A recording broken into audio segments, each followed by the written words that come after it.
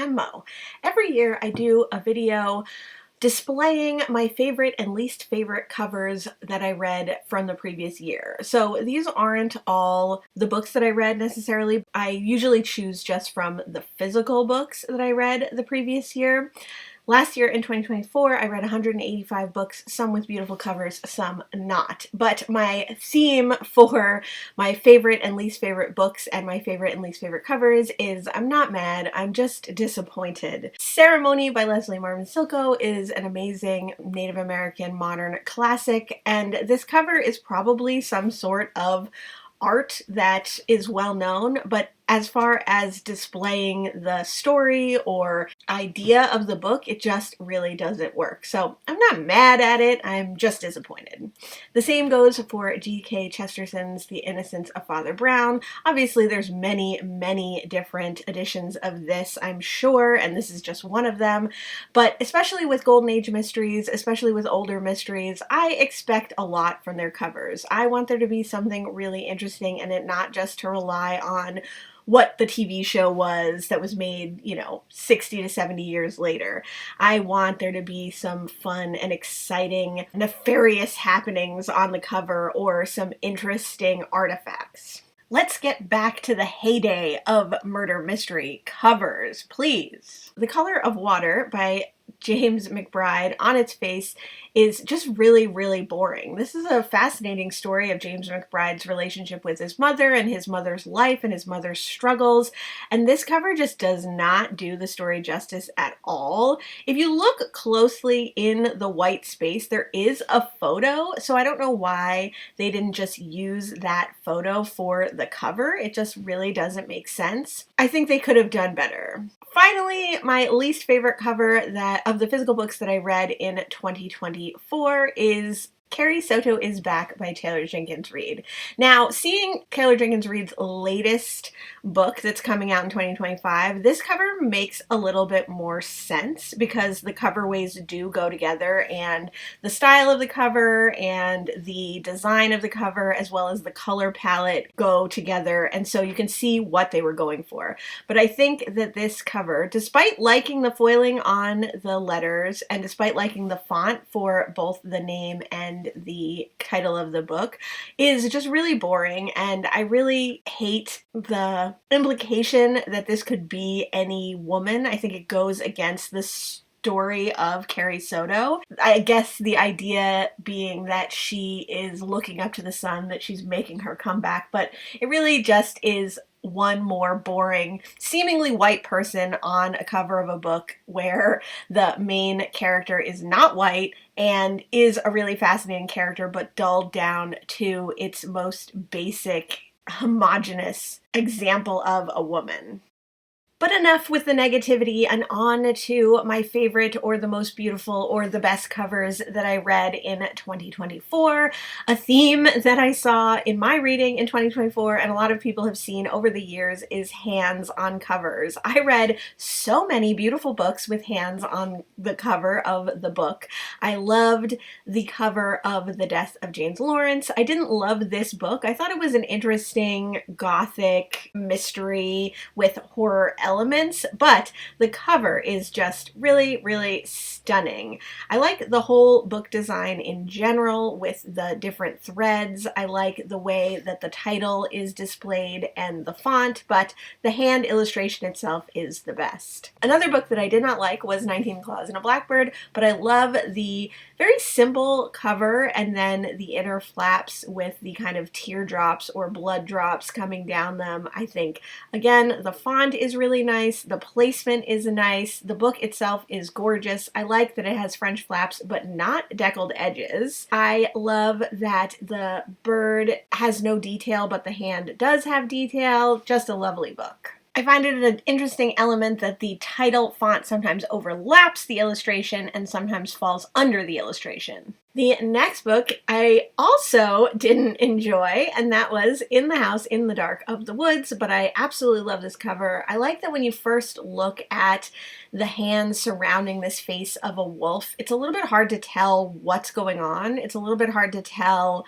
what exactly is happening. I like the font on this, and I like the title page. I like the way the font is displayed there, and then the inner pages have some illustrations as well. Now, I read this book on audio, so it didn't really impact my reading that much, and I don't think it would have anyway, but the cover definitely did, because look at this. It is so beautiful. What a gorgeous illustration. I also like the gray and black tones against the red.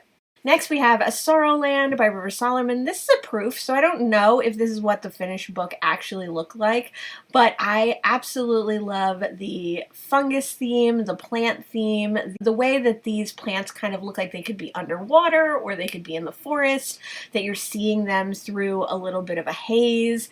I like that the hand is reaching up through the ground, seemingly through the forest floor or through the plants to stretch out towards the title. These have some inner pages as well that have illustrations. It delineates the different sections of the book, which I thought was nice. Definitely worth noting that this book is monochromatic. It has the light blues, darker blues, the kind of X-ray theme too. I think it depicts the book well, and I really enjoy the cover of Sorrowland. For our last handbook, something completely different, Magic for Liars by Sarah Gailey. This is very bold, a lot less realistic than any of the other hands that we've seen so far, and I love that the hand is like a dark black color against the bold red, but then with almost like a neon outline.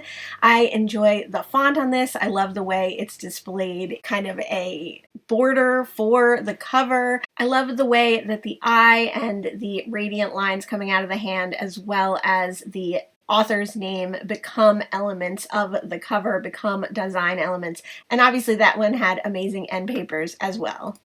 Next, we have Elsewhere by Alexis Shaikin. This one I think is really interesting because obviously it's a very beautiful illustration. I love that it has like a painterly quality. I love the colors used, that there's so much contrast and so much going on in the painting on the cover. I enjoy the font and I like the title page.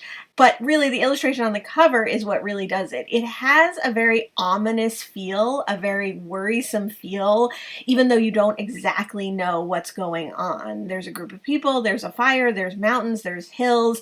You feel isolated, but there's people on the cover, so it's an interesting cover, and I think it does accurately display, if not the context of the book or the content of the book, it definitely does display the vibe of the book. One of my favorite covers that I read this year, but not one of my favorite books that I read this year, is The House in the Pines by Ana Reyes. This is a pretty straightforward, pretty predictable thriller, but I love this cover. I love that there is the large image of the key that is overlapping the woods, that it's overlapping the house. The house is scary. There's even a little key impression on the spine, which I think is a really great touch. I love the colors used. I like that this very traditional thriller font is used, but overlapping and adding to the cover elements. I like that the illustration is carried onto the back. So a pretty forgettable thriller, but a pretty unforgettable cover. It's a real shame that they had to mar that beautiful cover with a non-removable book club sticker. Now, on to my favorite cover of the year, I think. It has to go to The Adventures of Amina Al-Sarafi by Shannon Chakraborty. I just love this cover. Again, very painterly, very detailed illustration, and again, a lot of contrasting colors, a lot going on. A lot of these covers you've had to really look at to see what's happening in the illustrations. You really have to look at it. I like that Amina Al-Sarafi also has some insert pages. There are some illustrations, but not just illustrations. There's a beautiful map inside Amina Al-Sarafi. There's this gorgeous title page. There are little details like the ship and the brackets on the corners of the pages where our scribe is talking to us. this.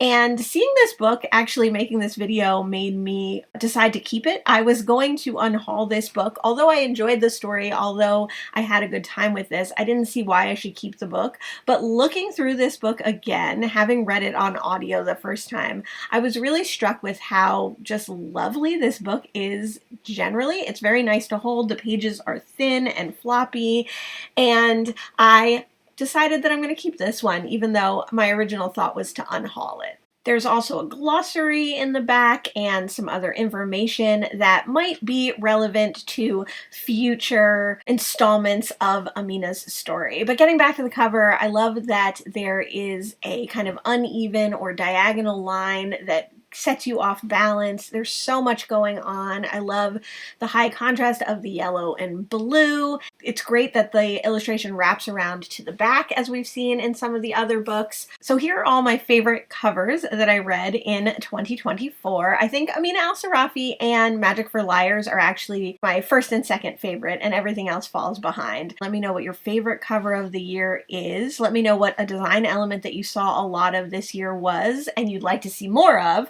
Or let me know what a design element that you saw a lot this year that you'd like to see less of was. Thanks so much for joining me today, and I'll see you in the next one. Bye!